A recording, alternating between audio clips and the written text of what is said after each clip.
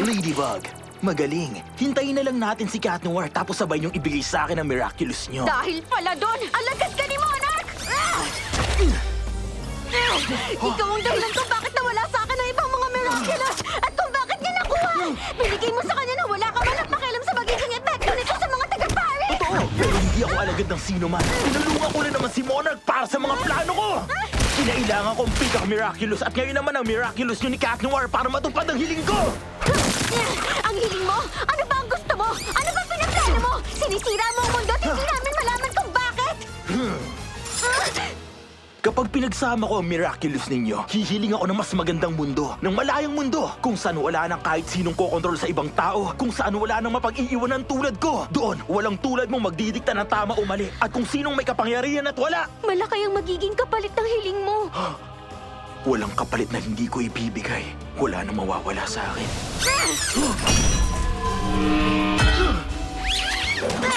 Wala kang pinagkaiba kay Monarch kung gagayahin mo ang paraan niya. Hindi ko ibibigay ang miraculous ko. Kung ganun, hindi na bale. Kung hindi mo ko hahayaang gumawa ng bagong mundo, gagamitin ko ang sarili kong lakas para baguhin to. Pipitik ako hanggang wala nang matira dito. Hindi ko hahayaang gawin mo yon. Paano mo naman ako pipigilan? Ngayon na sinaga na ng liwanag ng Red Moon ang buong mundo, hindi mo alam kung anong kumokontrol sa Senti Monster ko o kung nasaan to. Kapag kumilos ka, pipitik agad ako. Talo ka na, Ladybug. Hindi! Lahat ng problema may solusyon! Lucky Charm!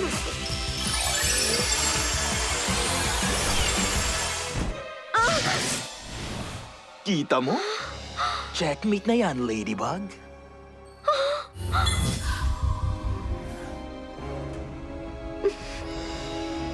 Tama ka. Hindi kita kayang talunin. Pero magkaiba tayo ng tingin sa pagkapanalo. Huling pagkakataon mo na! Hindi. Maglalaho ang sangkatauhan kapag hindi mo yan binigay sa akin. Handa mo ba silang isakripisyo? Ikaw lang ang nag-iisang makakasagot ng tanong mo.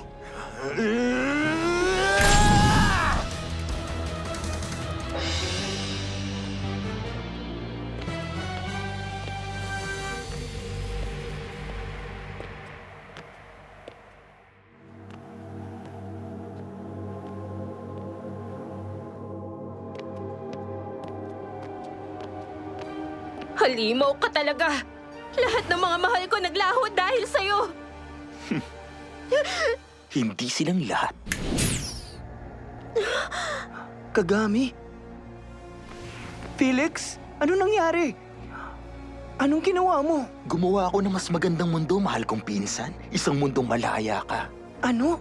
Lahat ng ginawa ko lang para sa'yo. Oh, munting amok. Ramdam mo ba ang galit ko?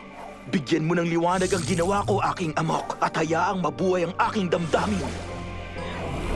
Kumusta, Red Moon? Ako si Argos. Magkasama nating iligtas si Adrian sa mga kamay ng tito ko para maging malaya na rin siya sa wakas. Sige. Adrian! Felix? Hold my feather.